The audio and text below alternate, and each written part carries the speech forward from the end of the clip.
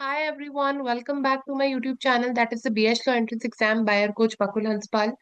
This is Bakul Hanspal, the founder and the CEO of this very edtech startup. And today we are starting this A-Late Masterclass series जहाँ पर हम 2014 से 2019 तक के जो भी previous year questions है वो भी toughest वाले उसको we are going to do right on a daily basis. So I would be bringing three most difficult questions out of the A-Late papers year by year and हर year पर एक each dedicated video है that I would be uploading right और after some time ठीक है because exam बहुत पास में है and I would want you to solve the AILET questions as well because see there's a slight difference I would say when you are solving critical reasoning questions of ALIT as well as of CLAT a very slight difference right तो वो बहुत सारे slight differences है जो आपको करने पड़ेंगे so इन questions के थ्रू आपको चीजें पता चलेंगी also if you are somebody who has not solved GMAT questions right in your life right when you are preparing for CLAT so in that case you don't have to worry about it because if let's suppose you haven't even solved GMAT questions you'll get to know a lot many things from the ALIT questions so you can say elite questions of course थोड़े laser side पर होते हैं GMAT question से but काफी आपको चीजें से learning मिलती है okay so we're going to do it on a daily basis till 2019 this is the series then I'm going to bring a new series from 2020 to 25 onwards right till 25 24 and 25 के papers बहुत simple थे elite के comparatively अगर आप पिछले सालों को देखें पिछले सालों को इसलिए मैं 2014 से बोल रही हूँ see whenever you're doing CLAT papers make sure you're doing past 5 year papers of CLAT ठीक है अब तो पास पास 6 ईयर्स हो जाएंगे कि 2020 से you'll do but when you doing AILET papers make sure you are doing past 10 or 11 year ALET papers because the pattern has not changed much as compared to CLAT.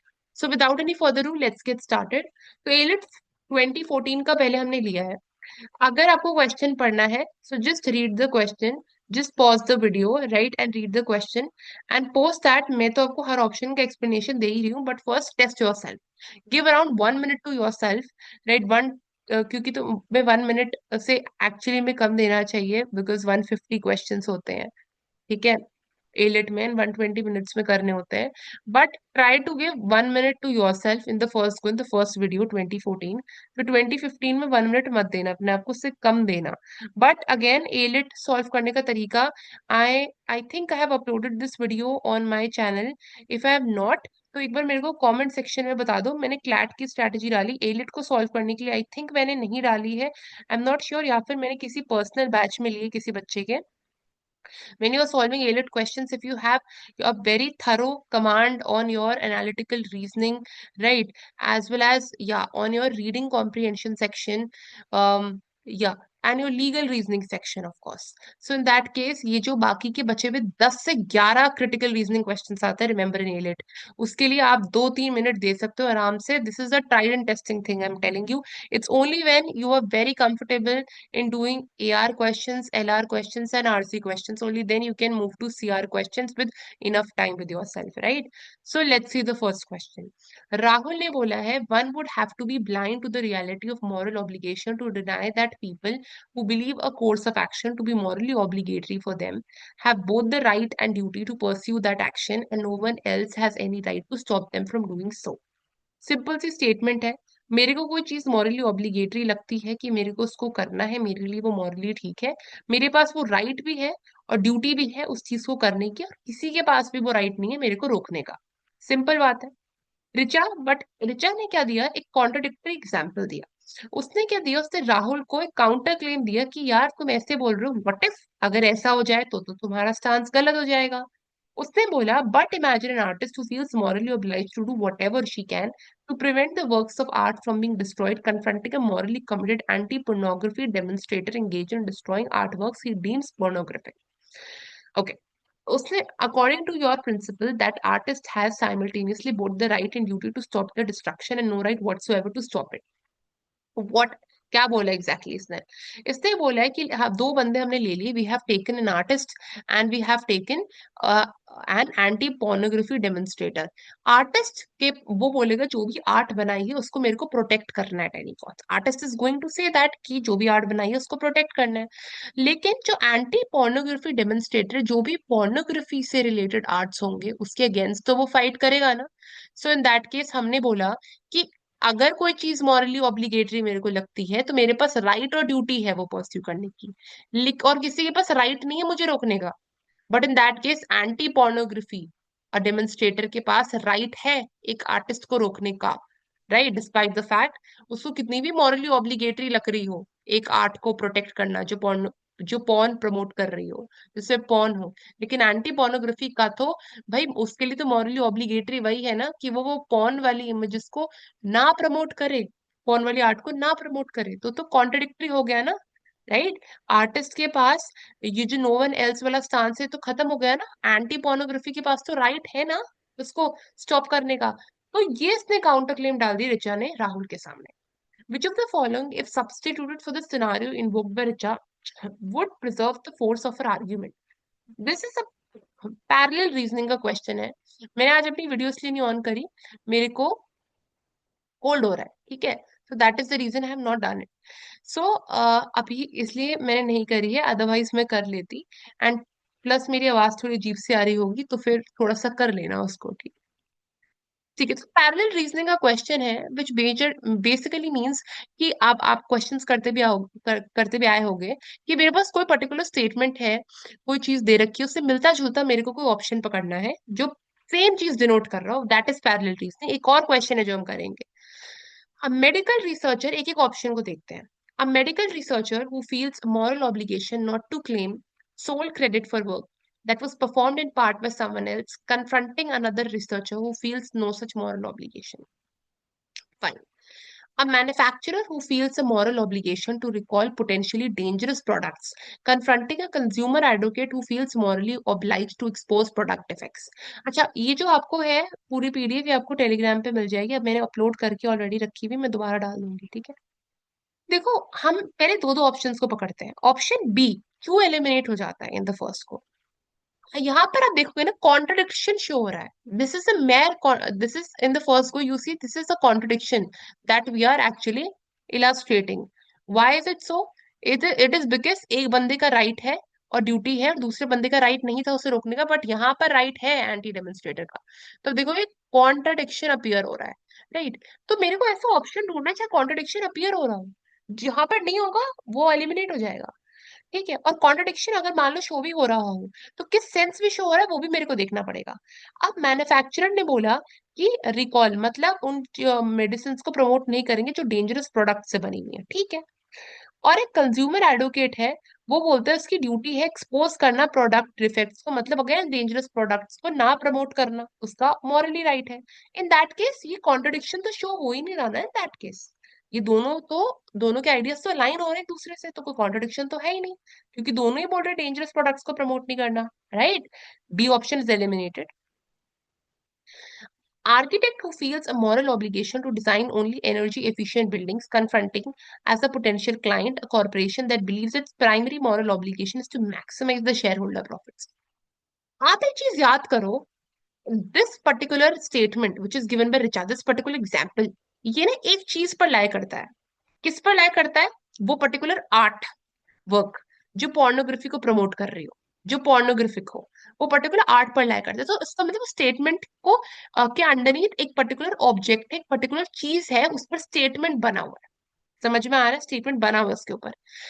Is there any object on this जहां पर statement बनी हुई है? Independent statements है।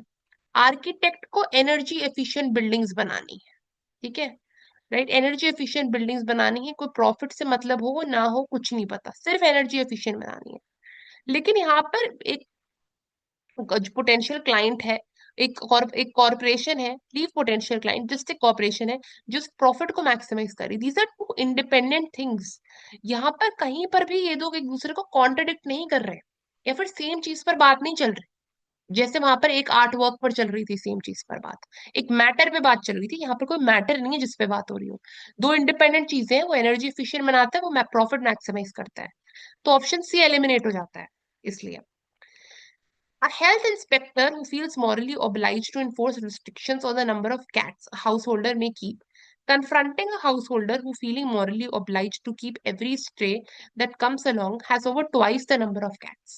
Okay, उसने बोला है कि एक पर्टिकुलर कैप लगा दो जितनी बिल्लियां आप रखते हो। राइट। लेकिन अगेन चीज कन्फ्रंट हो रही है, एक तुम्हें डायरेक्ट यहाँ पर एक कन्फ्रंटेशन, एक कॉन्ट्रडिक्शन दिख रहा होगा, जहां पर वो चीज बोल तो वो हाउस होल्डर को रहा था, अब हाउस होल्डर ने डबल बिल्लियां पाल रखी हैं। आप बोलोगे मैम कॉन्ट्रडिक्शन है, ये तो ऑप्शन डी तो हो सकता है, बट अगेन उसमें ऑप्शन डी नहीं हो सकता। Try to understand this thing. When we are talking about एक एंटी पोर्नोग्राफिक डेमोन्स्ट्रेटर, राइट, या फिर हम बात कर रहे हैं एक आर्टिस्ट के बारे में, उनका ये काम है अपनी रिस्पेक्टिव चीजें देखना, राइट, उनका एक काम है, this is their job, right. यहाँ पर कोई लीगल एस्पेक्ट नहीं है। जहां पर हम हेल्थ इंस्पेक्टर देख लेते हैं ना, यहाँ पर एक लीगल एस्पेक्ट आ रहा है, यहाँ पर एक प्रोफेशनल ड्यूटी आ रही है।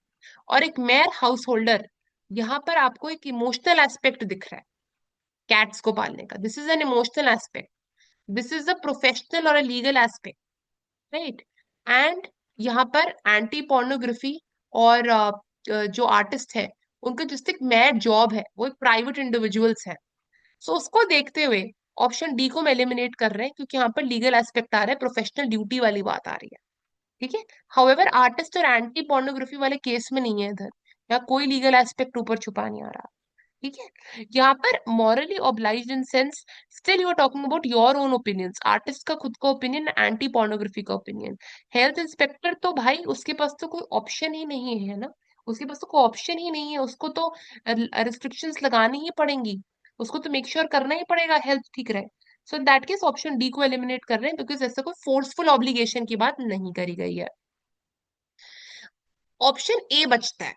ठीक है। अब medical researcher who feels moral obligation not to claim sole credit for work that was performed in part by someone else, confronting another researcher who feels no such moral obligation। दो लोग हैं, उन्होंने एक ऑब्जेक्ट पर, एक matter पे काम करा है, और जो पहला वाला बंदा है वो उसका क्रेडिट नहीं ले रहा और बोल रहा है कि दूसरे वाले बंदे को भी उसका क्रेडिट लेना चाहिए। तो इन that case option A is correct, because एक सब्जेक्ट मैटर पे बात चल रही है, एक सब्जेक्ट मैटर डिस्प्यूट पे है। जैसे यहाँ पर आर्ट वर्क डिस्प्यूट पे था, इन द सेम वे वो सब्जेक्ट मैटर डिस्प्यूट पर है, वो काम डिस्प्यूट पर है, वो वर्क डिस्प्यूट में है, उन दोनों का। सो इन दैट केस यहाँ पर कॉन्ट्रोडिक्शन दिखाई दे रहा है, जो आपको ऋचा वाले में दिख रहा था, and therefore option is going to be the correct option. I hope I have made myself clear. देखो, जिस तरीके से मैंने इनको एलिमिनेट करा है ना, ऐसे बहुत सारे अगेन तरीके हो सकते हैं कि आप ऑप्शन को एलिमिनेट कर दो। There can be variety of methods, variety of ways, opinions and या methods of course a person by which a person can eliminate the options. Completely understandable. आपको कोई अगर आपका मेथड चेक करवाना है अपना, आप इसको यूट्यूब के कमेंट सेक्शन में डाल दो, मैं रिप्लाई कर देती हूँ कमेंट्स का, ठीक है। तो उससे आई रिप्लाई आपका, एक बार मैं वैलिडेट कर दूंगी उसको, if you have any doubts regarding it. Otherwise if you are fine with this reasoning, then also it's fine, if you able to understand it, fine. I had given this to couple of students, उनको doubts आ रहे थे इसमें। If you have any doubts, मेरे को या तो DM कर दो, टेलीग्राम का डाउट सेशन वाला ग्रुप तो खुला ही हुआ है, या फिर कमेंट सेक्शन यूट्यूब का, सिंपल। नेक्स्ट हम आते हैं। Okay, government proposed a 8% cut. देखो जो भी क्वेश्चन है ना, हर एक कॉन्सेप्ट से डील कर रहे हैं। Cut in all subsidies into art groups will be difficult for those groups to absorb. As can be seen, however, from the response to the last year's cut, it will not put them out of existence. Last year, there was also an 8% cut. Though private fundraising was very difficult for the art groups in the current recessionary economy, they did survive. क्या बोलना चाह रहे हैं? ये बोलना चाह रहे हैं कि गवर्नमेंट को ना इस साल ना 8% कट कर रहा है सब्सिडीज पे। क्यों कर रहा है? उन्होंने बोला कि लास्ट ईयर हमने 8% कट करा था, और हमें स्पेकुलेशंस थे कि इकोनॉमी सरवाइव नहीं करेगी, कोई रिसेक्शनरी ट्रेंड आ जाएगा, या फिर प्राइवेट फंड रेजिंग नहीं ले पाएंगे, और मतलब बहुत डिफिकल्ट होगा जो आर्ट ग्रुप्स है उनके लिए प्राइवेट फंड रेजिंग, राइट। और क्योंकि अगेन बहुत सारे सब्सिडीज आपकी कट जाएंगे और रिसेक्शनरी ट्रेंड आ जाएगा, बट फिर भी कुछ नहीं हुआ, राइट, उस टाइम पर। तो इस साल भी हम 8% कट लगा देंगे तो कुछ नहीं होगा। This is the thing that government is trying to say. Reasoning in the argument is flawed, very important, separate concept, flawed reasoning, because the argument relies without warrant on the probability that the economy will improve, overlooks the possibility that the cumulative effects of cuts will be more than the art group can withstand, equates the mere survival of the art groups with their flourishing, does not raise the issue whether there should be any government subsidies to art groups at all. Argument पकड़ो, argument क्या है major? हाँ, question stem आपको पता है already क्या है, आप explain this so many times, I am explaining it again. अगर एक्सप्लेन तो बहुत वो वीडियो लंबी चली जाएगी। मैं इधर आई बटन पे डाल दूंगी अपनी आरसी वाले जो मैंने डाउट सेशंस लिए थे उनके लिंक्स डाल दूंगी, वीडियोस डाल दूंगी, और एक सीआर वाला उनके लिंक्स डाल दूंगी। वहां पर मैंने क्वेश्चन स्टेम एक्सप्लेन करके रखा हुआ है, ठीक है। वीडियो बहुत लंबी हो जाएगी अगर करूंगी। This is I want these things to be very crisp, right, videos में एंड मिनट के लिए बच्चों के लिए। Argument, we are talking about a whole argument, we are not talking about a specific thing in the passage. कौन सा argument निकला है भाई? कौन सा आर्ग्यूमेंट क्या है? आर्ग्यूमेंट यही था कि 8% पिछले साल है तो इस साल भी 8% लगे। This was the argument. Simple argument हमने निकाल लिया फ्रॉम द एक्सट्रैक्ट। कोई स्पेसिफिक चीज नहीं पूछी, इकोनॉमी के बारे में, रिसेशन के बारे में, आर्ट ग्रुप्स के बारे में, कुछ नहीं। सिंपल हमारा जो पूरा आर्ग्यूमेंट है वो अ, बना हुआ है 8% कट पर सब्सिडीज में।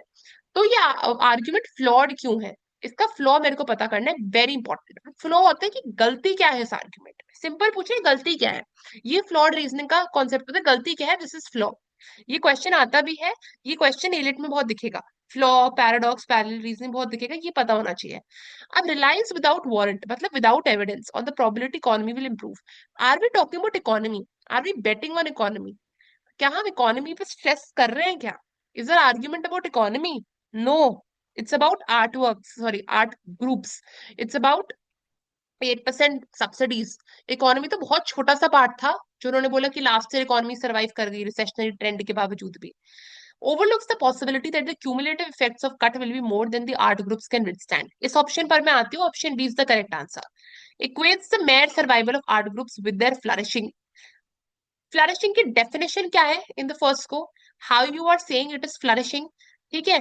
Mayor survival of art groups क्या फ्लरिशिंग है? हमने बोला भी नहीं है ये पार्ट, हमने बोला है दे डिड सर्वाइव, हमने ये नहीं बोला फ्लरिश करे। फ्लरिश वर्ड मींस बहुत अच्छे से ग्रो कर रहे हैं, हमने बोला भी नहीं वो फ्लरिश कर रहे हैं। तो सी तो हटा ही दो।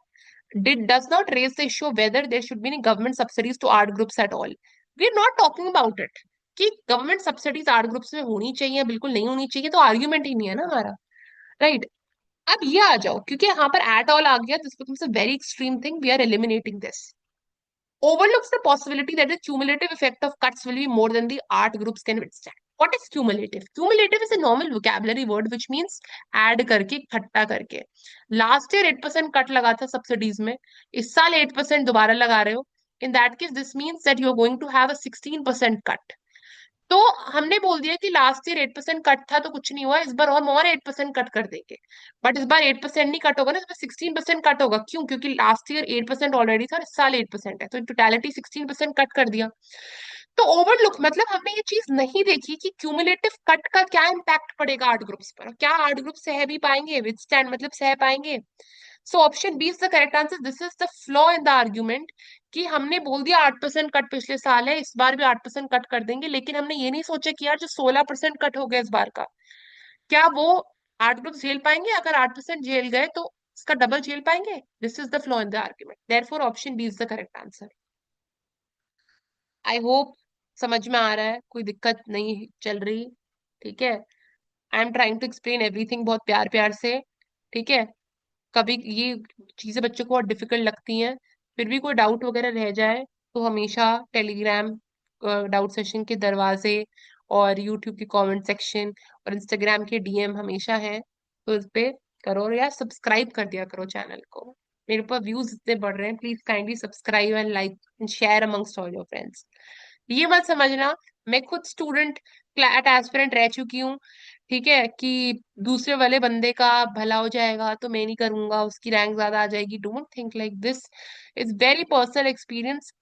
जो चीजें आप सीखते हो ना, आप ग्रुप में सीखते हो, और आप बहुत अच्छी तरह सीखते हो, जो आपको पता भी नहीं होता, आप जो चीज आपको पता होती है दूसरे को बताते हो, दूसरा आपको बताता है, हेल्प करता है, it actually helps you to grow, right. Next हम आते हैं, between 1951 and 1963 it was illegal in the country of Jironia to manufacture, sale and transport any alcoholic beverages. बोल दिया भाई, पीरियड दे दिया उन्होंने इतने साल का कि भाई मैन्युफैक्चर नहीं कर सकते, सेल नहीं कर सकते, ट्रांसपोर्ट नहीं कर सकते अल्कोहलिक बेवरेजेस को, सिंपल है। इसके बावजूद भी जो डेथ रेट था डिजीजेस से, जो एक्सेसिव अल्कोहल कंजम्पशन थी, वो हायर थी during the first 5 years of the period then it was during the first 5 years prior to 1951। क्या बोल रहे हैं भाई, तुमने बैन कर दी अल्कोहलिक डिसीज, फिर भी बैन करने के बावजूद भी तुम्हारा जो डेथ रेट था, जो लोग मर रहे थे, वो बहुत ज्यादा था ड्यूरिंग आपका 1951 टू 56 वाला पीरियड।